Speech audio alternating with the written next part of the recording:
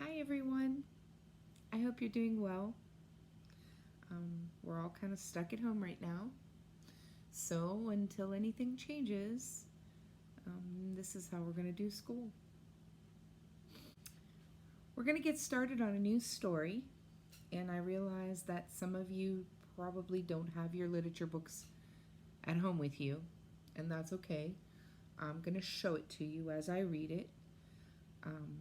But if you do have your literature book at home, we're on page 348 and 349. Our news story is called Nadia the Willful by Sue Alexander.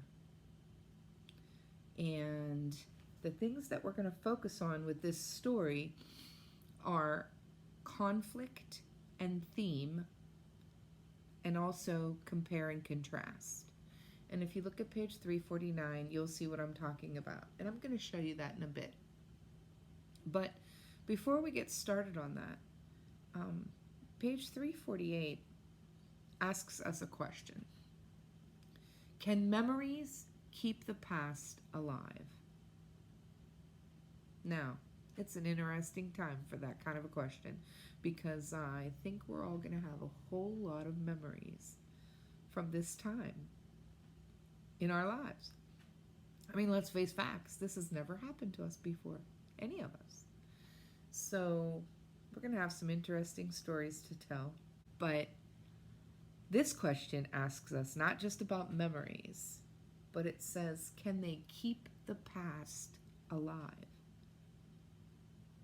Now, what do they mean by that? Keep the past alive.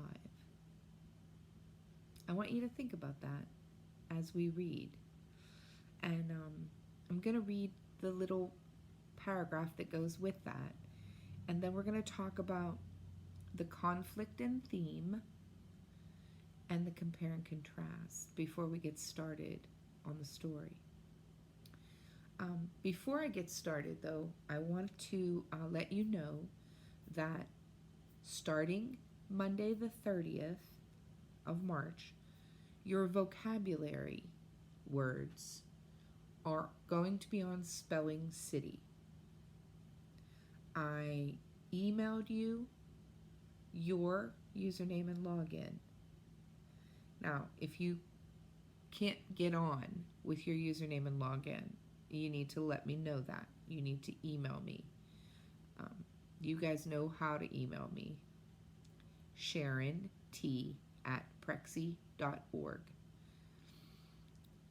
So I will post that again on our Google Classroom. But the assignment's going to come up on Monday the 30th for you to go log in to Spelling City with your username and password. And I have assigned you several activities to do to help you learn your vocabulary words.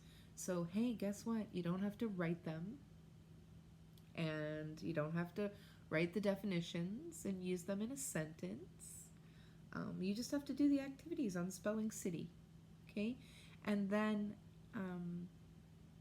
at the end, there's a practice vocabulary test and then the real vocabulary test. All online, okay? So let's get started. I want to read the little paragraph on page 348. Okay, so here's the page in your book, page 348. And it says, can memories keep the past alive? Memories are how we hold on to people we have known, places we have been, and things we have done. As time goes by, those memories can fade unless we find ways to keep them fresh. In Nadia the Willful, a character takes action to make sure that a precious memory will last.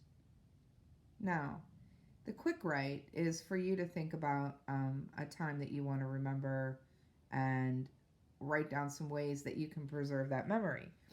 And that's a wonderful thing to do if you would like to do that. However, what I want you to focus on is what they mean by keep the past alive. Do you see that sentence where it says, as time goes by, those memories can fade unless we find ways to keep them fresh? That's what they mean by keeping the past alive, keeping the memories fresh in your mind. Because as time goes by, we tend to forget, or the memory gets changed around a little bit in our mind. And so, our character in the story, actually, two characters in the story, are trying to find a way to keep this memory alive. One chooses one way, and it doesn't work, and the other chooses another way, and we're going to talk about that. On page 349, we have our text analysis, our conflict and theme. Now, we know what conflict is, and we know that it can either be internal, inside the character, such as overcoming fear or jealousy or whatever it might be.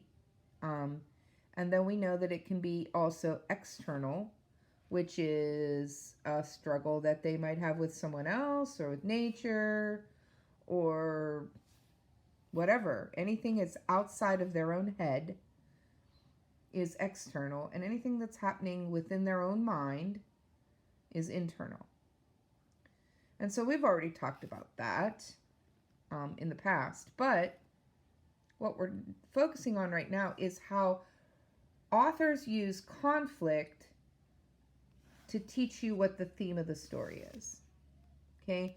And the theme of the story is always like that big overarching idea that possibly is a lesson that they want us to learn from the story.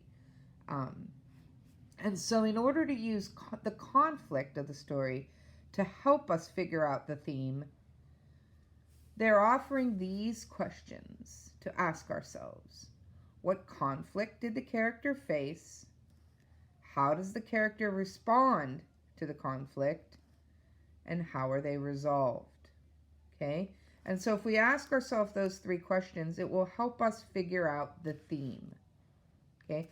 So as we read Nadia the Willful, we're going to look at the conflicts, and we're going to think about how these conflicts help us to decide what the theme is. Compare and contrast. You all are familiar with the Venn diagram. This one has 3.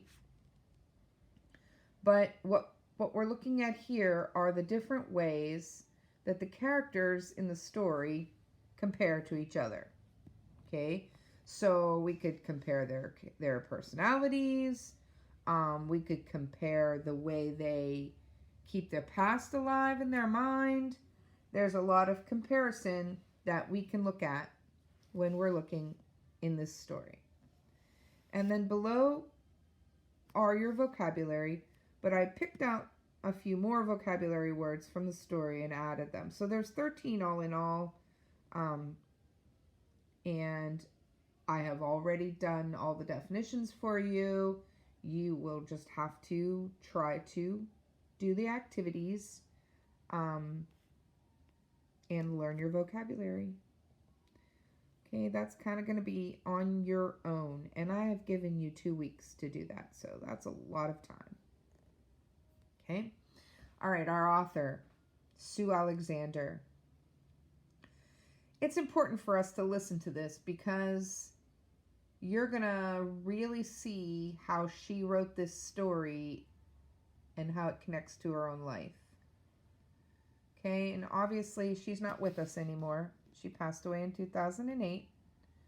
And it says, writing from life. So this story is very near and dear to her, or was. Okay. Sue Alexander wrote Nadia the Willful to express her sadness about the death of her own brother. She was afraid that if she set the story in the present day, it would be too painful to write.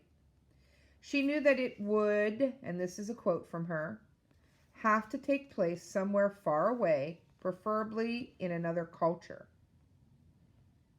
The story took about 4 months to write, except for the first paragraph, which took much longer than 4 months. Alexander says, I must have rewritten it 50 times before I found the right words for that paragraph. Well, we're going to really have to take a look at that paragraph because it took her a long time to get right.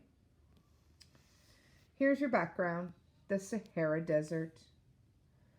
Oh, the Sahara, which is the setting for this story, is the largest desert in the world.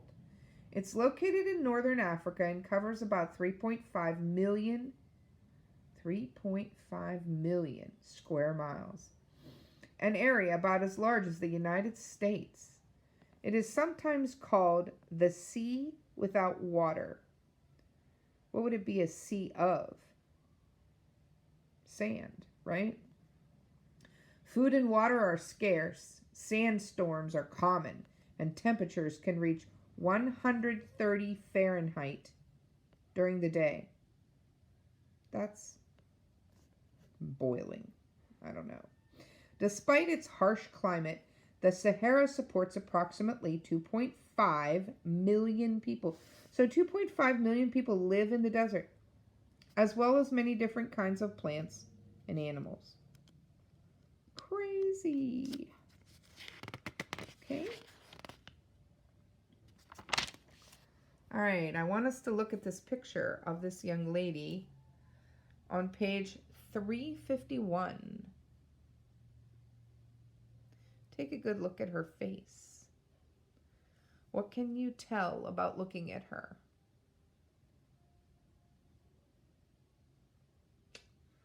She looks angry, maybe, or frustrated, maybe. And what can you tell about the way she's dressed? She has that head covering on, right? This is Nadia. All right, Nadia the Willful. Let's read it together. In the land of the drifting sands, where the Bedouin move their tents to follow the fertile grasses, there lived a girl whose stubbornness and flashing temper caused her to be known throughout the desert as Nadia the Willful. Okay, what are Bedouin? Do we know what Bedouin are? Okay, Bedouin are like people who move around with, they usually have flocks, and they move around to new and different places so that the flocks have something to eat. And when they eat all the things there, then they move around to a new place. Okay. Nadia's father, the sheik, Tariq. Now, what's a sheik? The leader of an Arab family or village. Remember the head covering? Okay, so she's Arab. Okay, here's his name, Tariq, whose kindness and graciousness caused his name to be praised in every tent, did not know what to do with his willful daughter. What do you think willful means? Was she bad? Does willful mean bad?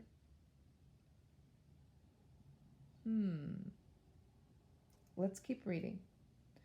Only Hamed, the eldest of Nadia's 6 brothers, and Tariq's favorite son, could calm Nadia's temper when it flashed. "Oh, angry one," he would say, "shall we see how long you can stay that way?" And he would laugh and tease and pull her dark hair until she laughed back. Then she would follow Hamed wherever he led. One day, before dawn, Hamed mounted his father's great white stallion and rode it to the west to seek new grazing ground for the sheep. Nadia stood with her father at the edge of the oasis and watched him go. Hamed did not return. What's an oasis? It's a fertile or green spot in a desert or wasteland, made so by the presence of water. So it's a place where there's a pool of water and lots of green things growing around it in the middle of the desert.